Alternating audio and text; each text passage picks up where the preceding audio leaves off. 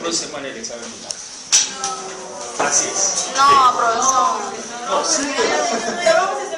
Sí, yo también, bastante. Bien, vamos a continuar. Miren ahora. El sistema nervioso central, como todos los sistemas del cuerpo humano, están formados por células, ¿no? La célula del sistema nervioso central se llama neurona. Ahora, estas neuronas se encuentran en todos los órganos del sistema nervioso central y periférico. Se encuentran las neuronas. Porque las neuronas lo que van a emitir son impulsos nerviosos. Entonces, estos impulsos nerviosos, lógicamente, se van a transmitir de órgano a órgano, pero a través de esta célula, ¿no? A través del axón, ¿no? Entonces, definitivamente, la unión de neuronas se llama sinapsis, ¿no? Ahora, hay muchas versiones. Siempre me preguntan desde los alumnos, profesor, ¿y cuántas neuronas tenemos? Estamos hablando de un promedio entre 100.000, 150.000 y 200.000 millones de neuronas. Entonces, no podría precisar específicamente con un número, ¿no? Pero más o menos un promedio entre 100.000 y 200.000 millones de neuronas. Que lógicamente, estas neuronas, a medida que uno va creciendo, evolucionando, se van perdiendo, se van disminuyendo. Ahora, lógicamente, que un dependiente, ya sea drogodependiente o alcohólico, lógicamente que va a disminuir más las neuronas que aquella persona que no tiene ese tipo de hábitos, ¿no? Entonces, ahora, ¿qué tipo de drogas consuma? ¿No? Hay drogas lícitas como también hay drogas ilícitas. Entonces, se tiene que ver eso, ¿no? Entonces, en definitiva, lo que les puedo decir es lo siguiente. De que realmente así lleves una vida ordenada, a través de que vas creciendo y evolucionando, también las neuronas se van perdiendo, porque son células que no hay forma de reproducirse, ¿no? Bien, el sistema nervioso es un conjunto de órganos que permiten, dice, relacionarse con el medio externo e integrarse también con el medio interno. Ahora, tenemos los nervios craneales que ya los hemos estudiado, que son 12 pares de nervios craneales, nervios centrales que se encuentran entre cerebro y médula espinal, ¿no? Con sus vías eferentes y aferentes. El sistema nervioso periférico, que está constituido por plexos, ¿no? El plexo cervical, plexo dorsal, el plexo lumbar, ¿no? El plexo braquial. Recuerda que hicimos el plexo braquial, ¿no? El plexo lumbosacro, que controla los nervios de los miembros inferiores. Entonces, vamos a ver que a nivel de médula van a salir una serie de plexos nerviosos, ¿no? Estos plexos nerviosos van a controlar tanto lo que son órganos motores como órganos sensitivos. Órganos motores, músculos. Órganos sensitivos, huesos, piel, tendones, ligamentos, cartílagos, ¿no? Esos son órganos, incluyendo los dientes también son órganos sensitivos. Por eso te duelen los dientes, ¿no? Me dicen, ¿no? Hay que retirarte el nervio para que no te duele el diente. ¿Has escuchado eso? Que el dentista te retire el nervio. Ese es un nervio sensitivo que se encuentra en la parte central del diente, ¿no? Y así. Entonces, hablamos también de nervios mixtos, donde tenga función motora como función sensitiva, ¿no? Combinada. Bien. Existe el nervio, lo que es el sistema nervioso periférico o autónomo. Ese sistema nervioso periférico autónomo se encuentra dentro de las vísceras, tanto en la cavidad torácica como cavidad abdominal, como lo que es la cavidad pélvica. Son órganos que se controlan ellos mismos, ¿no? Hablemos, por ejemplo, de los movimientos peristálticos, o hablemos, por ejemplo, de la secreción de jugos gástricos, o hablemos, por ejemplo, de lo que es el corazón como bomba aspirante e impelente. Nosotros no podemos controlarlo, o sea, desde la parte más externa, si no se controlan internamente. No es como los movimientos que nosotros hacemos en el miembro superior, ¿no? O miembro inferior, flexión, extensión, lo que es supinación, pronación, que eran movimientos que uno los controla y obedece las órdenes, ¿no? Y lo podemos hacer. En cambio, los órganos internos no se puede hacer eso, no se puede controlar, ¿no? Es por eso de que a veces la persona dice, o el paciente que llega al hospital o al centro médico o a la clínica dice, ¿no? Pero yo he tomado mis medicamentos, yo soy hipertenso, pero yo he estado con la presión 12/8. pero en cosa de minutos, por situaciones externas o emotivas, se eleva la presión, por ejemplo, 16-13 o 18-14. Y el paciente dice, pero yo no he hecho nada para que mi presión se eleve. Pero son situaciones internas. Puede hacer que los riñones estén funcionando mal. Y corazón y riñones trabajan de la mano, como también corazón con pulmones. Entonces, al haber, por ejemplo, insuficiencia renal, al no expulsar la orina como debe de ser, automáticamente eleva la presión arterial. Un paciente que tenga insuficiencia renal siempre va a estar con la presión arterial alta. Esa es una de las causas. No estoy diciendo que la presión arterial siempre es por obstrucción o por cálculos renales o por insuficiencia renal. No, esa es una de las causas que te eleva la presión. Pero también te puede elevar la presión, por ejemplo, colesterol alto, paciente diabético, o sea, enfermedades, lo que es no transmisibles, se eleva la presión también. Bien, entonces ahí está la neurona con su núcleo. Ahora, la pregunta es, ¿y esta célula tendrá ADN? Toda célula tiene ADN. Entonces tiene núcleo. Toda célula tiene ADN. ¿No? Pero bien, pasa a la etapa G sub 0. Funciona el sistema nervioso. ¿Cómo funciona el sistema nervioso? El cerebro tiene dos hemisferios, derecho e izquierdo. El hemisferio izquierdo es toda función no verbal y el derecho es funciones verbales, orales. Ahora, todo lo que es el hemisferio izquierdo absorbe o retrae o contrae todas las funciones del lado izquierdo y el izquierdo lo del lado derecho. O sea, todas las funciones que realiza el lado derecho es controlado y es absorbido por el lado izquierdo, es decir, va en sentido opuesto, cruzado, ¿no? Ahí está el sistema nervioso central, o el sistema nervioso, llamémoslo así. Esta es la parte sensitiva, esta es la parte motora, y en el medio está la parte integradora. En la parte sensitiva, interna y externa, en la parte interna, secreciones de glándulas. Ahora, el tema es, las neuronas, no solamente se transmiten en órganos del sistema nervioso central o periférico, también tiene que ver conexiones con tejido muscular o con lo que es glándulas. También tiene que ver eso. Y en la parte externa produce sensaciones de acuerdo a todo lo que es olor, color, temperatura. Ahora, en la parte motora produce contracciones musculares. Se dice de que ¿a qué velocidad van los impulsos nerviosos? ¿Tienen conocimiento de eso? Bien, miren este dato. Segundos.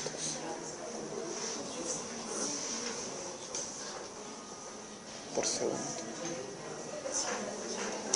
Por segundo. 120 metros por segundo. 120 metros por segundo. Por segundo. Esa es la velocidad que van los impulsos nerviosos. Es por eso que cuando te quemas tu dedo, yo creo que tarda más en decir uno y ya has retirado tu dedo frente al fuego o frente a un obstáculo, a un objeto que está caliente, ¿no? Entonces, esa es la función motora. Y la función integradora, bueno, sintetiza toda la información y toma determinaciones, como es el caso de estímulo de un peligro lejano, ¿no? Entonces, función sensitiva, motora e integradora. Bien, aquí está el sistema nervioso central y el periférico.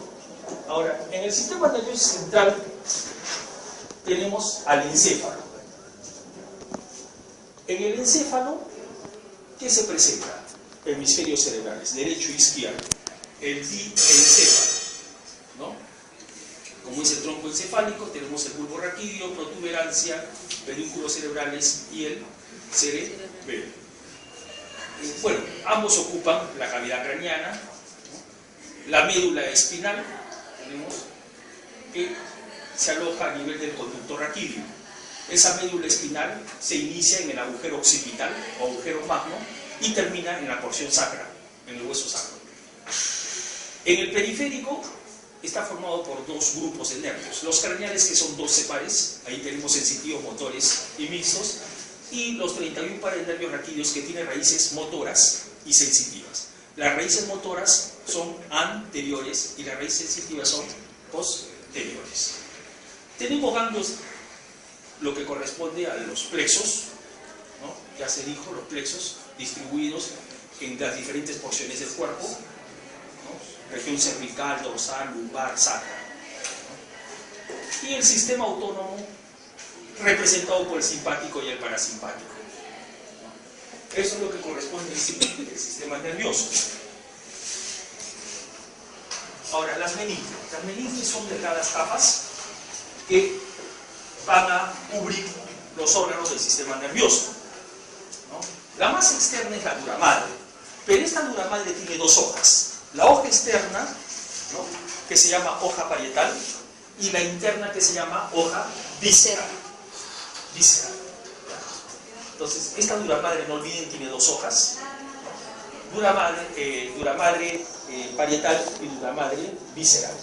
La otra es la pía madre, que reviste el encéfalo, y la aracnoide, situada entre las dos anteriores, ¿no? Hay un espacio subaracnoideo que se encuentra por debajo del aracnoides. Y en el caso de la médula espinal, ¿no?, este espacio subaracnoideo va a estar cubierto por líquido cefalorraquídeo. El líquido cefalorraquídeo. Ahí está la dura madre, la aracnoides y la pía madre. ¿Qué es esto? Sustancia blanca, y esta sustancia gris. ¿Qué? Gris, ¿no? La sustancia gris. ¿Ya? Ahí están las meninges. Sistema nervioso central.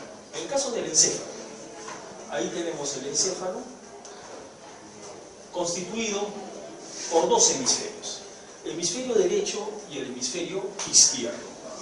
Ahora, estos dos hemisferios se encuentran unidos o articulados por lo que se denomina como cuerpo calloso. El cuerpo calloso. El cuerpo calloso, ¿no?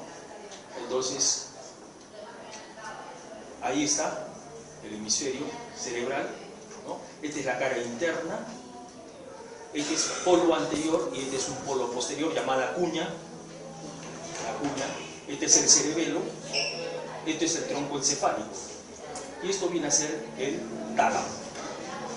Todo esto viene a ser el cuerpo calloso, ¿no? Rodilla, cuerpo y rodete. Ahí está.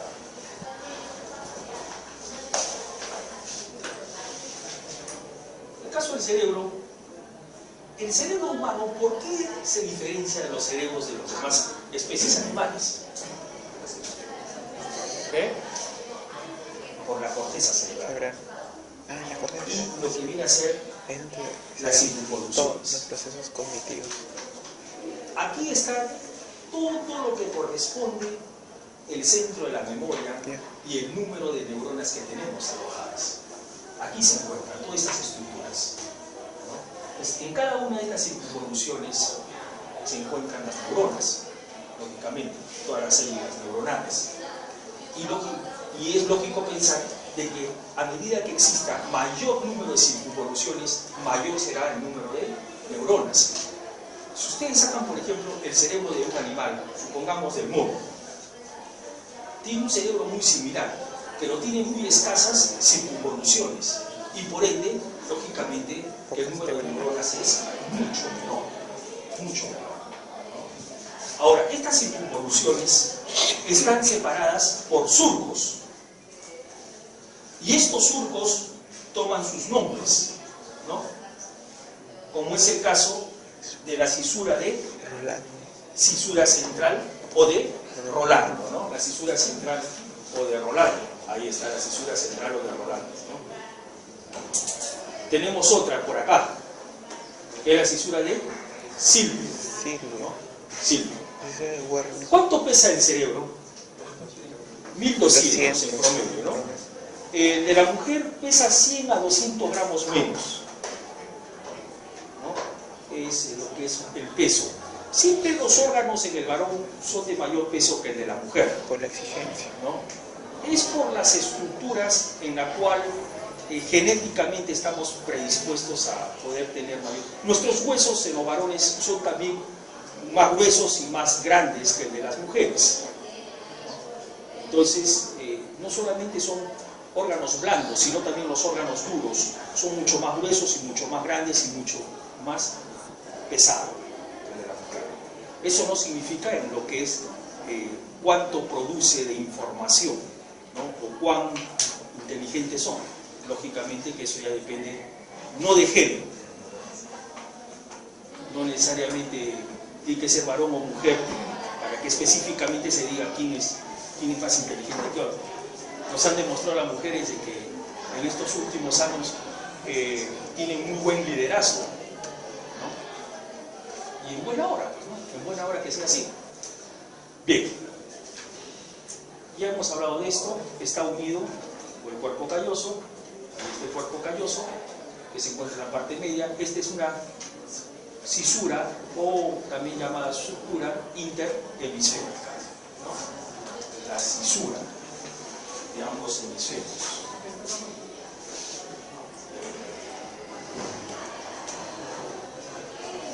El cerebro presenta estas cisuras. La primera es Rolando. La cisura de Rolando va a separar o dividir dos lóbulos, ¿no? Que viene a ser el frontal con el parietal. Y en el caso Silvio, ¿no?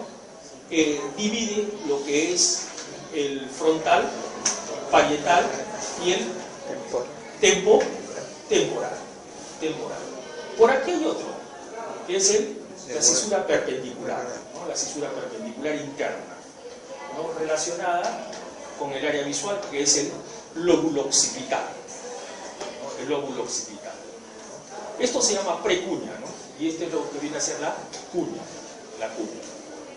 Entonces estas cisuras importantes también, porque van a dividir lo que viene a ser los diferentes lóbulos del cerebro.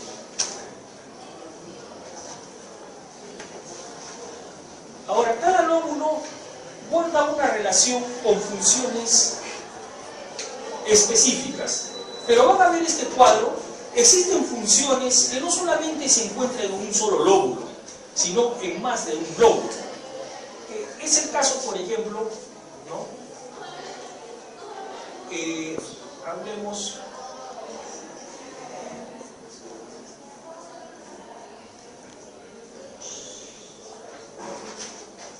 emociones, ¿no?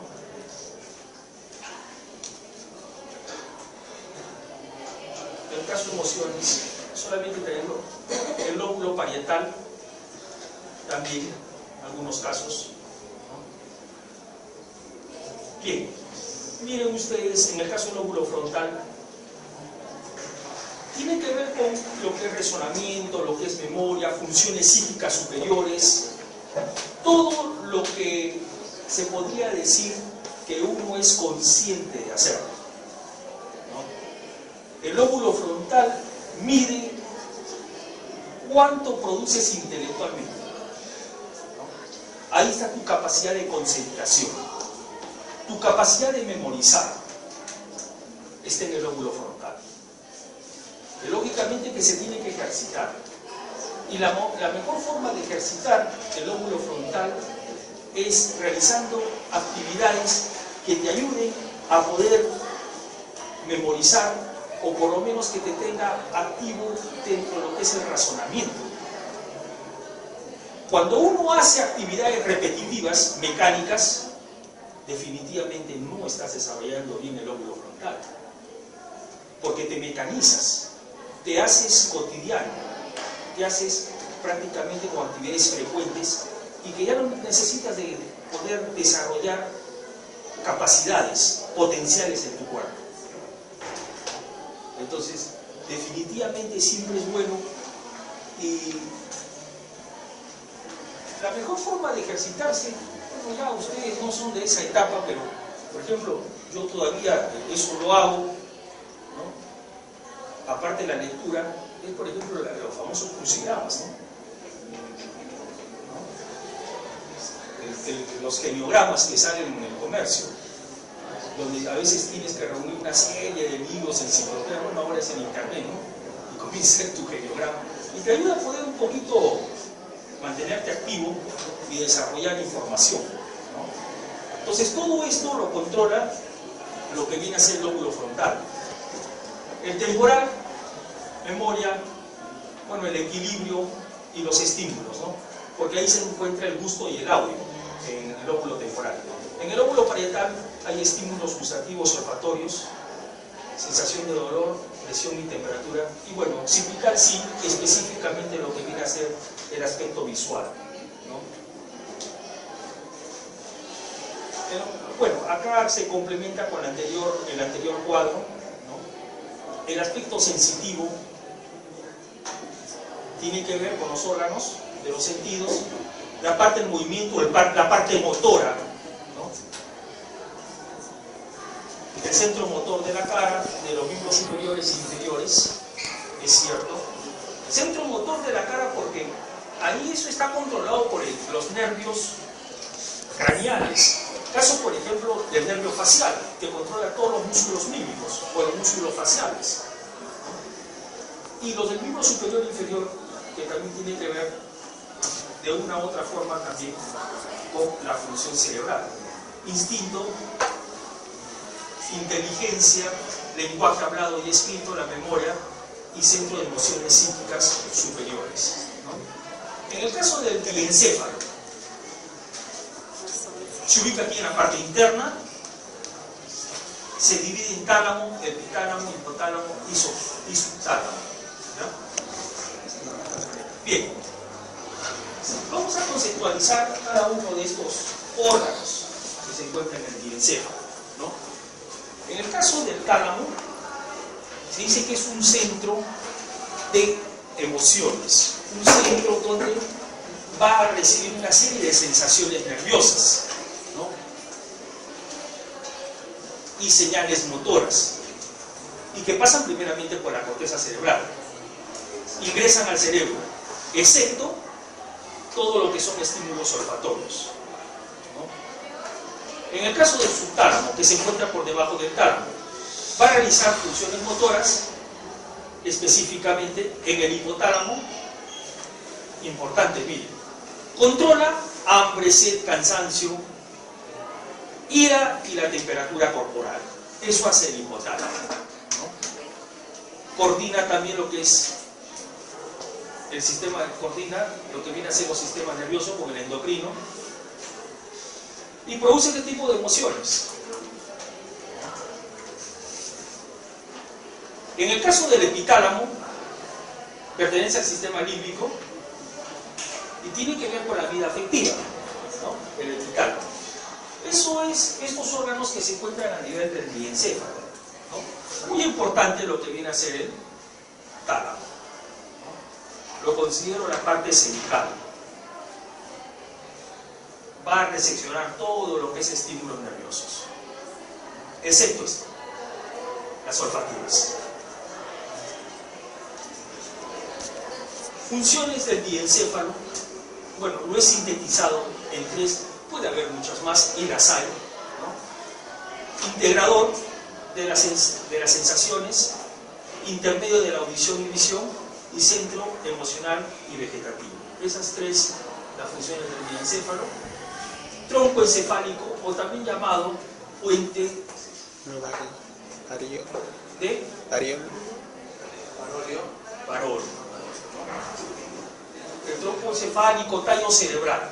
Tronco encefálico, tallo cerebral. Este tronco encefálico va a estar constituido por lo que viene a ser los pedúnculos cerebrales, lo que viene a ser el puente barolio o protuberancia y el bulbo raquídeo.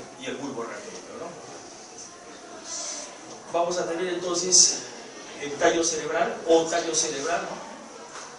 Prácticamente como puente va a ser un nexo que va a comunicar la parte del encéfalo con la parte de la médula espinal, ¿no? Comunica la médula con cerebro y cerebelo. Eso es un conector, es un nexo que une todos estos órganos. El bulbo raquídeo viene a ser la parte inferior del tronco encefálico, se comunica con la médula espinal a través de los impulsos nerviosos, ¿no? Regula respiración, los latidos cardíacos, ¿no? Deglución, secreciones de jugos gástricos, que lógicamente es obvio, ¿no? Si hubiera alguna lesión o trauma a ese nivel, lo que desencadenaría sería la muerte, ¿no? Eso es referente a lo que es el bulbo raquídeo. La protuberancia anular o puente de Barolio conduce, pasan vías sensitivas y motoras que van de la médula al cerebro. Aquí sí, lo que les estaba diciendo hace unos minutos, va a conectar o a anexar, ¿no?, las funciones del cerebro con las funciones de la médula espinal, ¿no? Es un centro de asociación, ¿no?, de lo que vienen a ser las emociones. En el caso del mesencéfalo, ¿qué comunica? Tronco encefálico, este tronco encefálico, con el cerebelo. Tronco encefálico y cerebelo. En este gráfico vamos a observar. Si hablamos, por ejemplo, de lo que viene a ser el mesencéfalo se comunica con el diencéfalo. La protuberancia o puente Barolio se comunica con el cerebelo. Y el bulbo raquídeo se comunica con la médula espinal. Prácticamente todo este tronco encefálico tallo cerebral se encuentra en la parte media inferior del cerebro. Parte media inferior. ¿Y el cerebelo dónde se ubicaría entonces? En la parte posterior inferior. Posterior inferior. Ahora, observen ustedes. En la parte posterior de lo que viene a ser la protuberancia o puente de Barolio se encuentra el cuarto ventrículo. El cuarto ventrículo. Y este viene a ser el tercer ventrículo. De este tercer ventrículo a este cuarto ventrículo, por acá pasa líquido cefalorraquídeo. Esto viene a ser el acueducto de Silvio. Este es el acueducto de Silvio. El acueducto de Silvio, entonces, une tercer ventrículo con cuarto ventrículo. Por aquí pasa líquido cefalorraquídeo. ¿Dónde se produce el líquido cefalorraquídeo? Plexo coroideo. ¿Y dónde se reabsorbe las granulaciones de Paschoni? El cerebelo tiene que ver con las coordinaciones motoras. Equilibrio, movimiento motor fino. Tiene que ver con todo lo que viene a ser movimiento motor, equilibrio. Movimientos, mantenimiento de la postura y del equilibrio. Coordinación. La coordinación del movimiento. Ahora, que no se confunda, ¿no?, con el oído. si yo tengo un problema de coordinación o de equilibrio, no puedo decir puede ser un daño a nivel de cerebelo. No, de ninguna manera. También en los Esto puede estar ligado o relacionado, discos cocleares. puede ser colesterol alto, ya. puede ser que estés haciendo un cuadro de hipertensión, puede ser una hiperglicemia, o sea, glucosa alta. Entonces, lógicamente que hay que ir descartando con exámenes auxiliares qué es lo que te está pudiendo originar esa falta de equilibrio o ese bamboleo o ese mareo, ¿no? Hay muchos pacientes que ya dicen, estoy mareado, El colesterol. pero se le manda un examen y automáticamente puede hacer que el colesterol, los triglicéridos están altos, ¿no? ¿Eso Te qué da es? 400 de triglicéridos, o te da glucosa 200 de glucosa, ¿no?, que 100 es el valor. Entonces, lógicamente que automáticamente ese puede ser el problema de fondo. No necesariamente vamos a asumir que el cerebelo esté mal, ¿no? Pero aquí, hablando de funciones del cerebelo, el cerebelo se relaciona con estas funciones, con postura, equilibrio y con lo que es coordinación de movimientos. Y la coordinación de movimientos lo dan los músculos, ¿no? ¿Y el sentido? La médula espinal se encuentra dentro del conducto raquídeo. En longitud tiene en promedio 40 centímetros, lógicamente que está en relación de la talla de la persona, ¿no?, de la talla de la persona, ¿no? Entonces, 40, acá estoy colocando 42 a 45, pero en promedio es 40 centímetros. De la médula espinal nacen los 31 pares nerviosos raquídeos. ¿Cómo están distribuidos? ¿Cuántos son cervicales? Dorsal. Cervicales, dorsales. 8 pares. Ajá. Dorsales, 12. 12. Lumbares, 5. Sacros, 5. 5. Coccigios, 1. 1 para que sea 31. Un par, ¿no? Ahora, la médula en la parte media tiene un conducto, que es el conducto ependimario. Por ese conducto ependimario, ¿qué pasa? Líquido cefalorraquídeo. Ahora, esto viene a ser el filum terminal y la cola de caballo. A esto le llaman la cola de caballo, este es el cono medular, que es el ensanchamiento. Se ensancha la médula a ese nivel, se ensancha, entonces le llaman el cono medular, y de ahí empieza lo que viene a ser el filum terminal hasta la región sacra. Ahora, encontramos ganglios raquídeos en toda su extensión.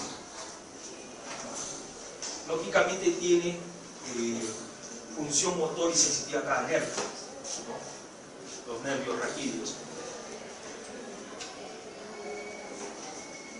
Conduce impulsos sensitivos, centro coordinador de movimientos, reflejos somáticos y vegetativos. Si lesionas médula, ¿qué produce? Parálisis total, parcial de las extremidades superiores e inferiores, cuadriplegia o hemiplegia, según sea el caso. En el caso del sistema nervioso periférico, ¿de qué se encarga? Capta, regula estímulos del medio ambiente que van a actuar sobre nuestro organismo.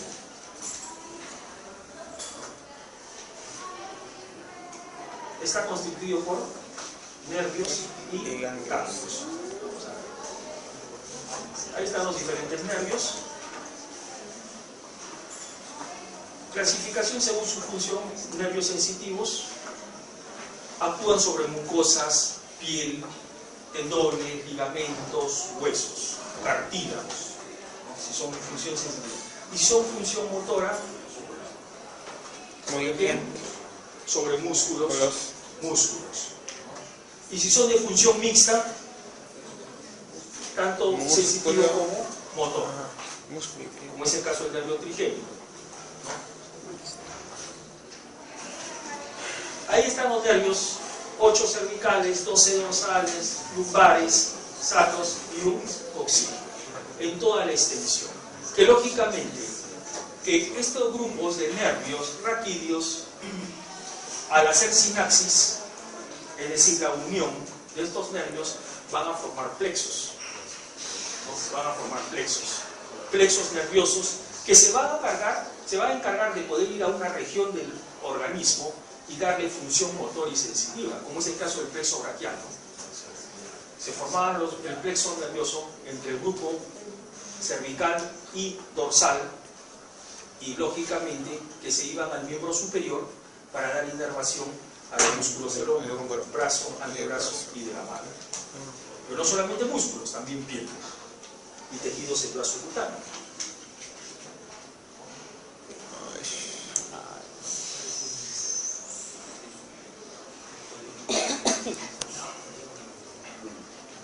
Esto tienen que repasar. ¿Cuáles son sensitivos? ¿Cuáles son motores? ¿Y cuáles son funciones? ¿Ya? Hay que estudiar esto. Los ganglios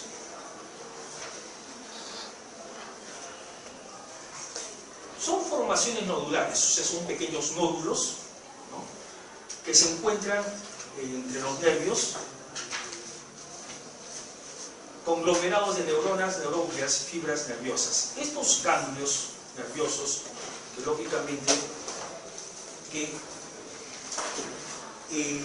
actúa muchas veces el ganglio, ¿no?, como vías de poder dar a conocer procesos infecciosos que el organismo puede estar presentando, ¿no? Es por eso de que frente a un proceso infeccioso o alguna toxicidad que puede estar presentando nuestro organismo, se inflaman los ganglios. Los ganglios que generalmente se inflaman y que pueden ser palpables, porque todos los ganglios no pueden ser palpables. Nosotros tenemos, por ejemplo, ganglios raquídeos. Definitivamente no podemos tocar esos ganglios. Tendríamos que retirar todas las vísceras y sin tocar esos ganglios. Imposible hacer eso, ¿no? Tenemos ganglios también a nivel pulmonar. Definitivamente no vamos a tocar esos ganglios. Tenemos ganglios a nivel de los órganos pélvicos internos. Tampoco no podemos tocar esos ganglios. ¿Qué ganglios se pueden tocar? Submaxilares. Claro, amigdalitis, check. unas pelotas de forma acá, debajo, ¿no? Inquinante. A veces llega el paciente al hospital y dice que mire, me dice, toque doctor, toco, dice que todo inflamado, pues. Entonces tienes una faringoamigdalitis crónica y vienes después de los 7, 8 días. Y quieren de que, o sea, que se desinflamen en un día. 8 días con infección, en un día quieren estar sanos los pacientes, ¿no? ¿Y es bueno estirparlos? Entonces definitivamente, ¿qué? ¿Es bueno estirparlos? No, es con antibiótico terapia, ¿no? De amplio espectro, antibióticos. Entonces les decía, palpables son los ganglios de la región maxilar. Región maxilar, tócalo. La región del cuello, se tocan los ganglios de la región del cuello. Ganglios axilares, los tocas, ¿no? Los ganglios inguinales, los tocas. También puedes tocar los ganglios popliteos, que se encuentran entre la rodilla, ¿no? Eso se toca generalmente. Los demás ganglios ya no se pueden tocar porque están dentro de nuestras cavidades, torácica, cavidad abdominal, no se pueden tocar los ganglios. Entonces, inflamación de ganglios, lógicamente que nos puede estar haciendo sospechar de algún proceso infeccioso. Ahora, les decía, periodo menstrual se inflaman los ganglios, pero no es un problema patológico, sino fisiológico. No se confundan.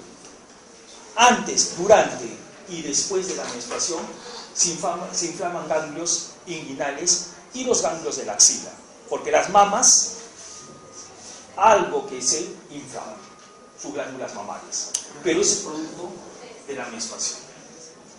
Pasa los 3, 4, 5 días del proceso menstrual, nuevamente vuelven a su tamaño los ganglios. ¿Eso cuándo lo van a tener?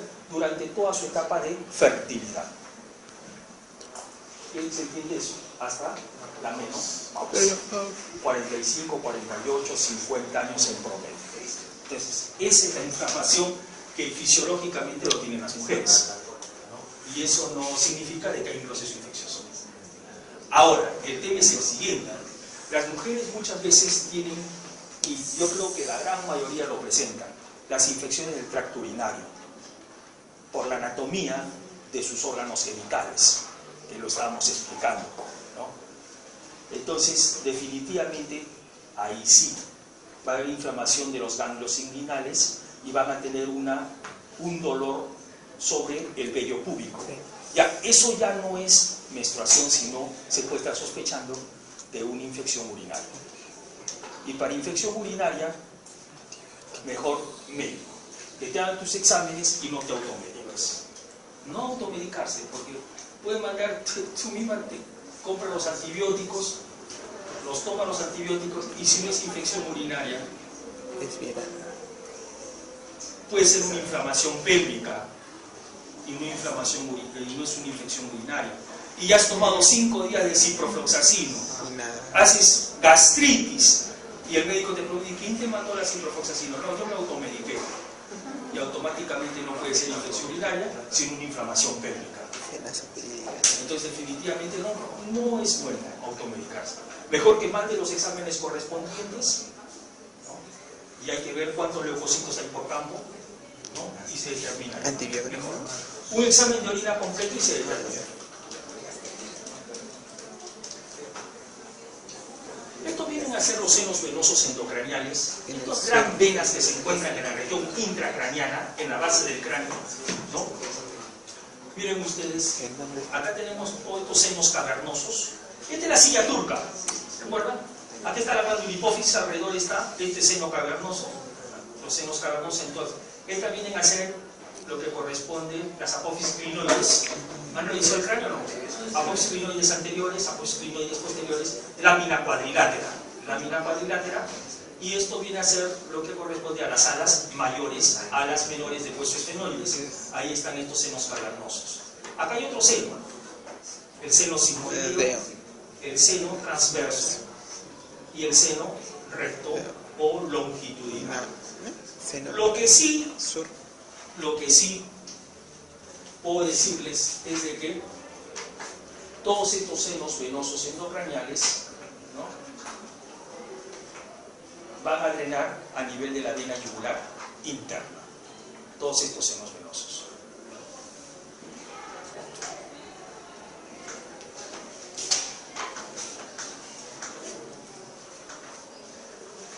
Vamos a hablar del sistema nervioso autónomo. Aquí hay datos importantes. El primer dato es el siguiente. Miren ustedes. El simpático se origina en la torácica 1 y lumbar 2. Es por eso que se le conoce con nombre de tóraco lumbar. En el caso del parasimpático, el sacro 2. Sacro 2 a sacro 4. Pero también tiene sus orígenes en nervios craneales. Es por eso que se denomina cráneo sacro. Es decir, el simpático es tóraco lumbar y el parasimpático es cráneo sacro. ¿No? Nervios consta únicamente de nervios motores. Nervios motores.